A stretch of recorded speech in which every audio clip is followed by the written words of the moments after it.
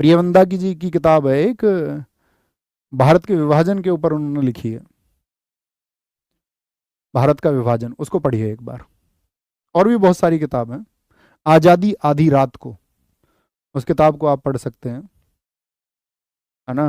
कितने पाकिस्तान आप पढ़ सकते हैं।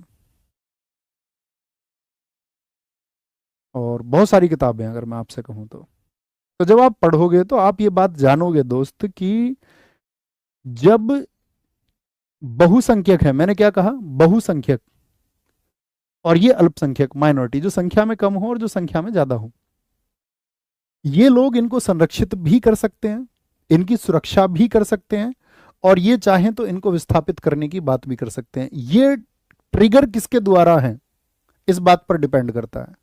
और जनरली दुनिया में क्या थोपा गया है, शताब्दियों से क्या थोपा गया है, मैंने वही तो आपसे बात की यहां पर, आपने शायद मेरे इन बिंदुओं पर ध्यान नहीं दिया। एक की संस्कृति दूसरे के ऊपर खतरा है, तो बांग्लादेश में यही थॉट प्रोसेस डेवलप किया गया। अब जब एक बड़े वर्ग के अंदर यह बात आ गई कि नहीं हिंदू हमारे लिए खतरा है, तो वो हिंदुओं पर टूट पड़े। जितने अत्याचार हिंदुओं पर हो सकते थे बांग्लादेश में उतने हुए। कारण क्या है, कारण है, यही तो मैंने आपको बताया कि ये दीज आर द रीजंस। लेकिन वो लोग अगर ये सोचते कि नहीं हमको इनको संरक्षण भी देना है, तब उस तरह की चीजें नहीं पैदा होती। लेकिन उसने नहीं सोचा, तो कारण पे तो हम बात कर चुके। बताओ फटाफट से, समझ गए रीजन क्या है, कह रहे क्यों भागना पड़ा, इसलिए भागना पड़ा। आपने हमारी कक्षा को अगर ध्यान से पढ़ा होता प्यारे बच्चे, तो आप अब तक समझ चुके होते, आपका सवाल ही नहीं आता। ठीक है। सर हर जगह से हिंदू ही क्यों जाते हैं, क्योंकि दोस्त हिंदू धर्म जो है, मैंने आपको एक स्टेटमेंट भी बताया था, आप फिर भूल गए। मैंने कहा कि शायद आपने कक्षा मेरी ध्यान से सुनी नहीं। स्वामी विवेकानंद जी ने क्या जवाब दिया था लंदन में, मैंने एक जवाब बताया था, स्वामी विवेकानंद जी ने जवाब दिया था लंदन में, एक बहुत जबरदस्त जवाब था वो। तो आपको स्वामी विवेकानंद जी वाली वो कक्षा देखनी चाहिए एक बार, इस बात का जवाब वहां पर मिलेगा आपको, है ना। तो इसका आपको ध्यान से सुनना है ना, नोट बनाया करो, जिन बातों को मैं बोलता हूँ उनको लिखा करो। नहीं तो फिर तो, अगर आपको भी जिन बातों के जवाब मैं आपको दे चुका हूँ, अगर अभी भी आप उसी बात का जवाब ढूंढ रहे हैं, तो इसका मतलब है कि फिर आप जवाब को सुन नहीं रहे हैं, है ना। तो सुनना पड़ेगा, उस कक्षा को देखिए जा करके। दूसरी बात क्या बोलेंगे, तो इसको कब आपका, अगर हम बात करें अनाउंस कब किया गया इसको, इसकी घोषणा हुई थी आपका, घोषणा हुई थी 19 जुलाई, 19 जुलाई 1905। इस दिन क्या हुआ, ये जनता के सामने प्रस्तुत हुआ, जनता के सामने प्रस्तुत, presented in front of public, कि भाई इस तरह से हम विभाजन करने वाले हैं। और 20 जुलाई को, 20 जुलाई 1905 को क्या हुआ, इस दिन अखबारों में इसको प्रकाशित कर दिया गया, पब्लिश्ड इन न्यूज़पेपर्स, अखबारों में प्रकाशित कर दिया गया, प्रकाशित कर दिया गया, अखबारों में प्रकाशित कर दिया गया।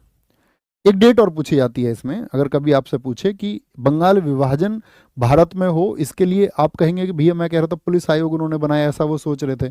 क्योंकि 1903 में ही ब्रिटिश संसद में प्रस्ताव रखा जा चुका था। बंगाल विभाजन का जो प्रस्ताव था, याद रख लेना इसको, कहीं किनारे पे लिखना, बंगाल विभाजन का प्रस्ताव वो आपका जुलाई 1903 में ही, शायद 3 जुलाई उसकी डेट है, जुलाई 1903 में वो ब्रिटिश संसद में रख दिया गया था। और वहां से जब उसको अनुमति मिली, फिर उसको भारत में आकर के अनाउंस किया गया, ब्रिटिश संसद में उसको यहाँ पर प्रस्ताव को रख दिया गया था। तो फिर इस जनता में विद्रोह होना शुरू हुआ, जनता में विद्रोह होना शुरू हुआ कि भाई ये तो हिंदू मुसलमानों को बांटने की बात है। तो 7 अगस्त 1905 को, 5 को क्या बोलेंगे, स्वदेशी आंदोलन की शुरुआत हुई, स्वदेशी आंदोलन, स्टार्टिंग ऑफ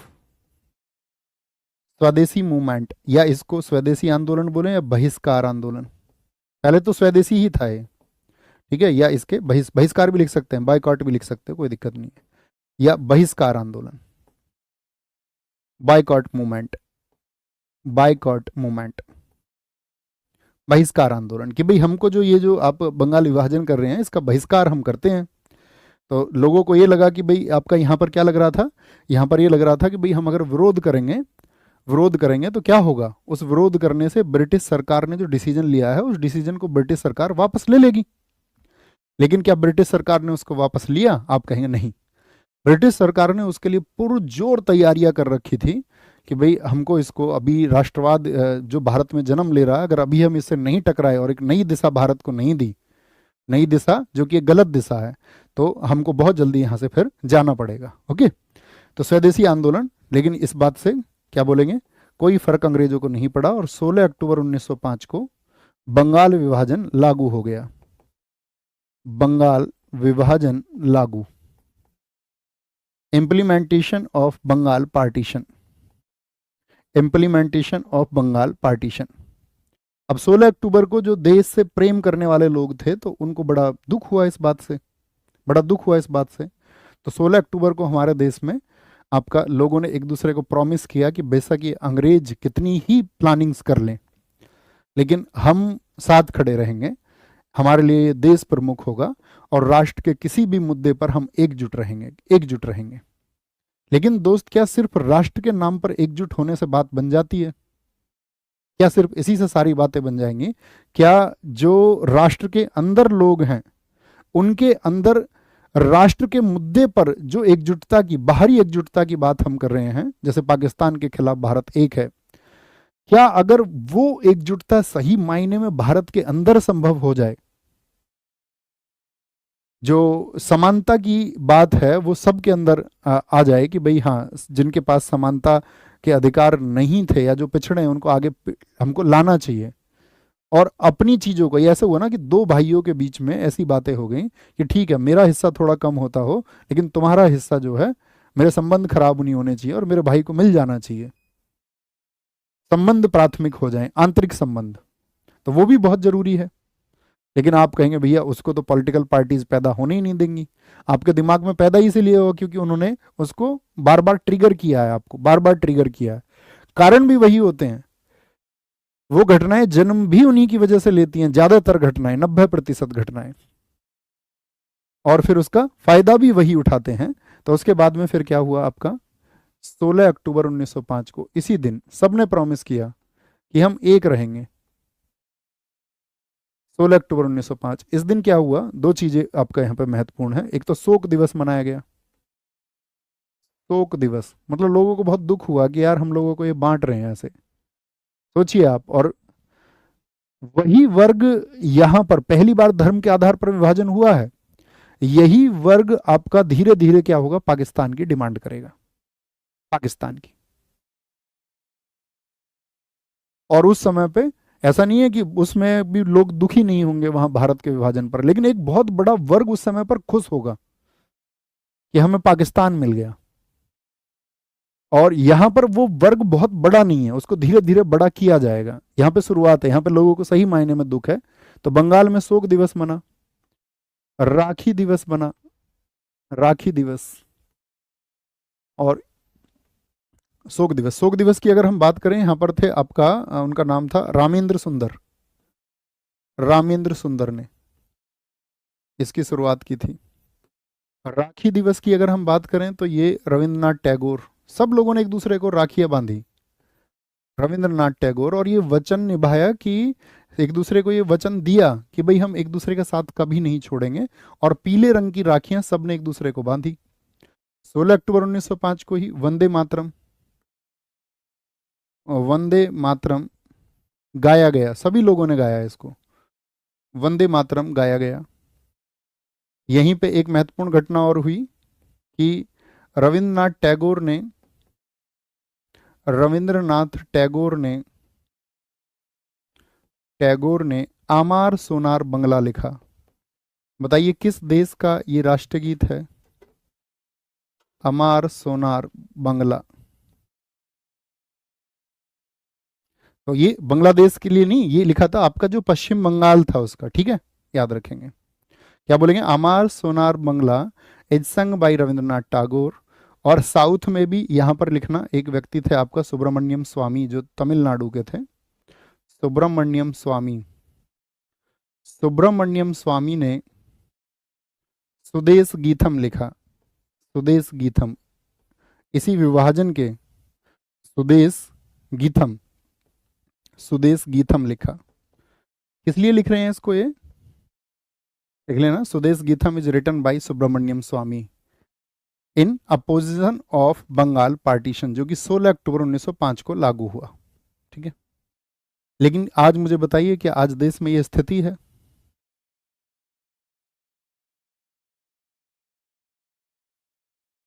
के बाद में क्या बोलेंगे?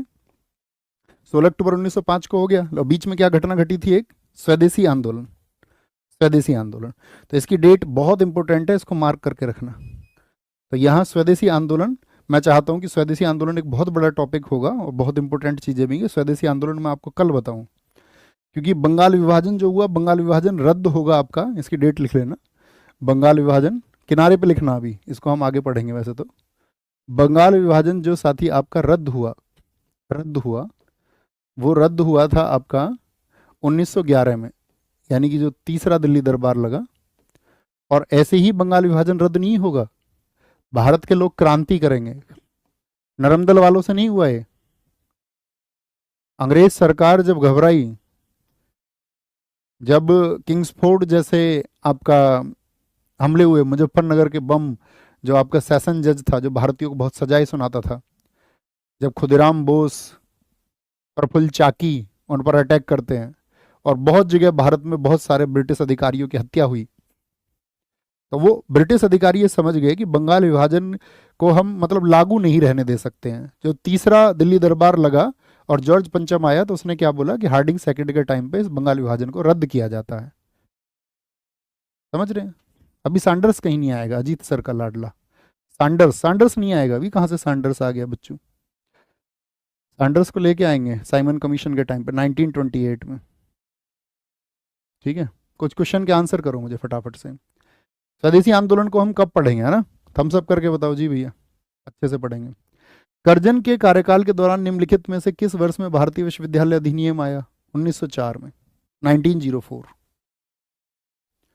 ठीक है, और इसमें हम क्वेश्चन पूछेंगे आपसे। हाँ, पुलिस प्रशासन की कार्यप्रणाली की जांच के लिए करजन ने निम्नलिखित में से किस आयोग की नियुक्ति की? किस आयोग की नियुक्ति की बताएं? बीच में जो क्वेश्चन है वो स्वदेशी आंदोलन के हैं। तो क्या था आपका? फ्रेजर की अध्यक्षता में आपका फ्रेजर आयोग था, फ्रेजर आयोग। एसएससी बहुत क्वेश्चन पूछती है, बताओ जी। एसएससी जेई में पूछा गया बंगाल विभाजन के लिए कौन जिम्मेदार था? करजन। इसकी सोच समझ गए गधे की? इस गधे की क्या सोच थी, बोलेंगे जी? 1905 के बंगाल विभाजन से पहले बंगाल ब्रिटिश भारत का सबसे बड़ा प्रांत था। इसमें किन राज्यों के हिस्से शामिल थे? किन राज्यों के हिस्से शामिल थे बताएं? तो आप कहोगे बिहार और उड़ीसा, ना छत्तीसगढ़ ना यूपी। ओके, ये बंगाल विभाजन हो गया आपका। ये भी आपका, ये कौन सा क्वेश्चन है देख लेते हैं एक बार।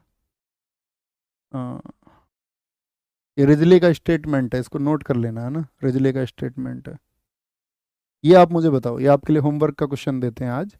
और स्वदेशी आंदोलन और उस समय देश में हमारे क्रांतिकारी कौन कौन से थे, उनको जानना आपको बहुत जरूरी होगा। हमारे क्रांतिकारियों ने उस समय कौन कौन सी घटनाओं को अंजाम दिया, जिसकी वजह से ब्रिटिश सरकार को बैकफुट पे आना पड़ा। ठीक है, बाकी जो आपका नरम दल के नेता थे, उनके कॉन्ट्रीब्यूशन